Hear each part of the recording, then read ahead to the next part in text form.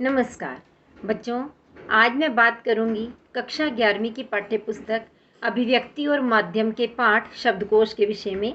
यद्यपि शब्दकोश पर मैं पहले से ही एक वीडियो अपलोड कर चुकी हूं, जिसमें मैंने ये बताया था कि शब्दकोश क्या होता है और इसमें शब्दों को किस तरह से क्रम में लगाया जाता है, शब्दकोश के लाभ क्या है, वह पूरी जानकारी मैंने दी थी। परंतु बहुत से बच्चों की ये मांग थी कि हमें शब्दकोश के शब्दों को क्रम में लगाने का अभ्यास भी करवाया जाए।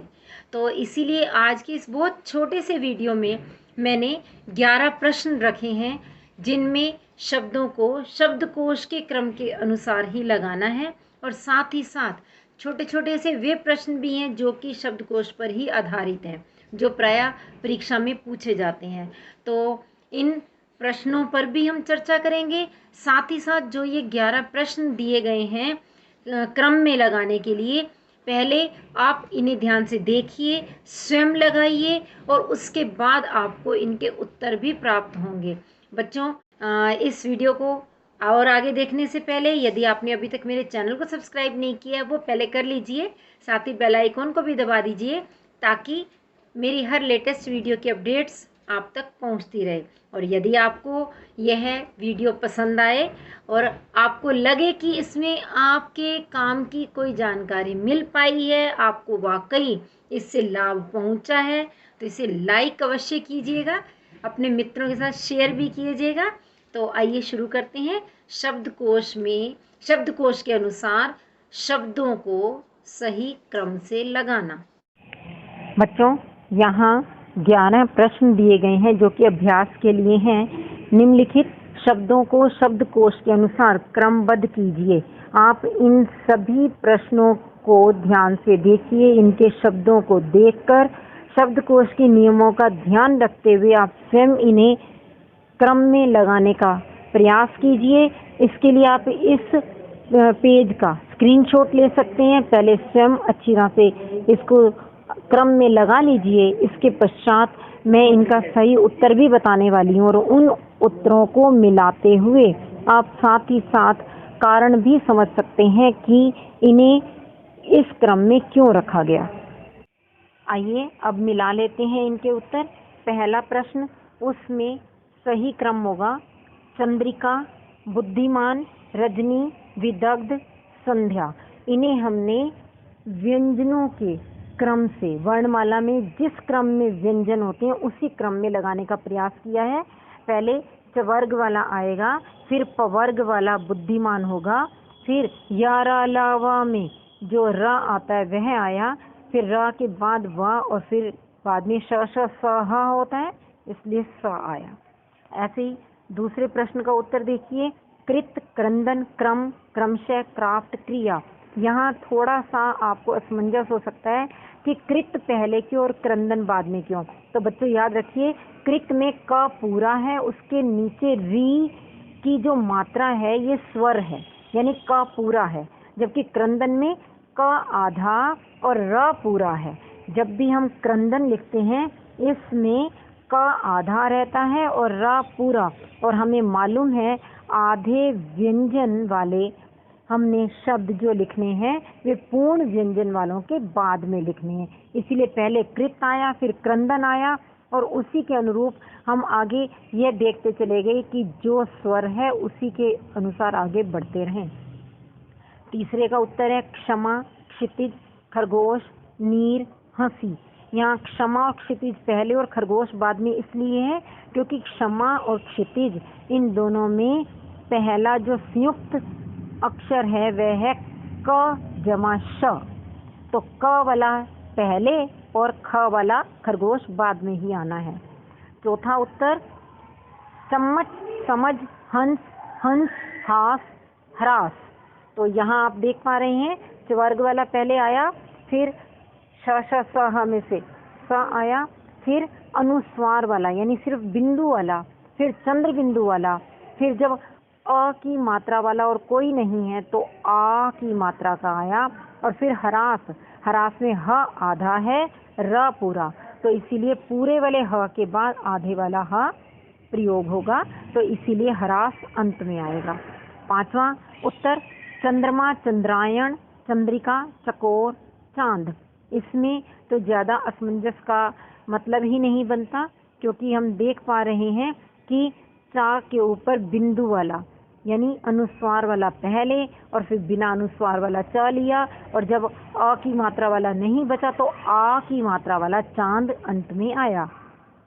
ऐसे ही छठे में कंकण, कंकाल, केला, कौस्तुभ, क्यारी। स्पष्ट है कि अनुस्वार से शुरू होकर सारे स्वरों को हम क्रम से लगाते गए और अंत में आधे अक्षर वाला क वाला शब्द क्यारी आ रहा है। सातवां ग्रंथ, ग्रंथि, ग्रस्त, ग्रह, ग्राम, ग्रीवा। मुझे लगता है इसमें तो कोई असमंजस होना नहीं चाहिए, सभी ग्रह वाले हैं, लेकिन हमने स्वर का क्रम ध्यान में रखा और इनको लगा दिया। आठवां प्रश्न, इसका उत्तर है अंशुल, इशारा, चौपाई, प्रमाण, विश्वामित्र। नौवां अंक सूची, घंटाघर, परिचय, योग, हीरक। 10वां आगम, ग्लोब, घिनौना, परीक्षा, बेखबर। यहाँ आपको थोड़ा सा शायद लग सकता है कि ग्लोब का ग तो आधा है, फिर ये पूरे शब्द वाले पूरे अक्षर वाले से पहले क्यों आया? तो बच्चों ग यदि पूरा होता तो जैसे गमला, अगर वह होता तो वह पहले आता और ग्लोब बाद में, लेकिन घ तो ग के बाद ही आना है, इसलिए आगम के बाद पहले ग्लोब और फिर घिनौना। और अंतिम है डंका, डॉलर, डुबकी, डोरा, ड्योढ़ी, ड्राफ्ट। इसमें भी आप समझ सकते हैं, पहले अनुस्वार, फिर आ की मात्रा, फिर उ, फिर ओ, फिर आधा ड, ड्योढ़ी में आधा ड, और फिर बाद में ड्राफ्ट। और इसमें भी हमने क्या ध्यान दिया, ड्योढ़ी और ड्राफ्ट दोनों में ड तो आधा है, लेकिन य पहले आता है, र बाद में, इसलिए ड्योढ़ी पहले और ड्राफ्ट बाद में। पहला प्रश्न है शब्दकोश क्या है, ये कितने प्रकार का होता है, किन्हीं 4 प्रमुख शब्दकोशों के नाम लिखो। तो इसका उत्तर होगा शब्दकोश शब्दों का खजाना है और इसमें शब्दों के विषय में हमें संपूर्ण जानकारी मिल जाती है। शब्दकोश कई प्रकार के होते हैं, इनमें से कुछ प्रमुख नाम है, जैसे एक भाषा कोश यानी हिंदी से हिंदी में या अंग्रेजी से अंग्रेजी में, एक ही भाषा से संबंधित हो जो। और दूसरा है द्विभाषा कोश, जो 2 भाषाओं से संबंधित हो, यानी हिंदी से अंग्रेजी में या फिर अंग्रेजी से हिंदी में।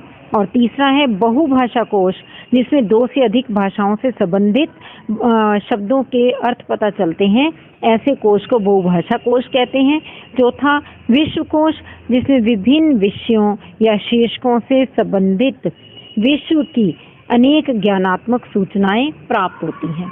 दूसरा प्रश्न, शब्दकोश में संयुक्त व्यंजन वाले शब्दों का स्थान कहाँ पर होता है?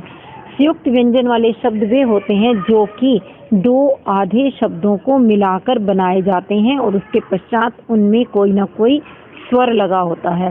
तो ऐसे संयुक्त व्यंजनों में हम यह देखते हैं कि पहला वर्ण जो आधा वर्ण है वह पूरे वर्ण के बाद आएगा। जैसे उदाहरण के लिए कमल के बाद क्या आएगा? क्या में क आधा है, कमल में क पूरा, तो पूरे वाले क के बाद आधे वाला क्या आएगा। इसी प्रकार कपूर पहले आएगा लेकिन क्षमा बाद में, क्षत्रिय बाद में, क्योंकि क्षत्रिय में या क्षमा में क और श से मिलकर क्ष बना होता है। तो इसी कारण आधे अक्षर वाले या फिर संयुक्त व्यंजन पूर्ण व्यंजनों के बाद में आते हैं। तीसरा प्रश्न, शब्दकोश से शब्दों के विषय में क्या क्या जानकारी मिलती है? इसका उत्तर होगा शब्दकोश से हमें शब्दों की व्युत्पत्ति, स्रोत, लिंग, शब्दरूप और विभिन्न संदर्भ परक अर्थों के बारे में जानकारी प्राप्त होती है। अगला प्रश्न, शब्दकोश में अनुस्वार अनुनासिक वाले शब्द किस क्रम में आते हैं? तो अनुस्वार का अर्थ होता है जो ऊपर बिंदी होती है, अनुनासिक यानी चंद्र बिंदु।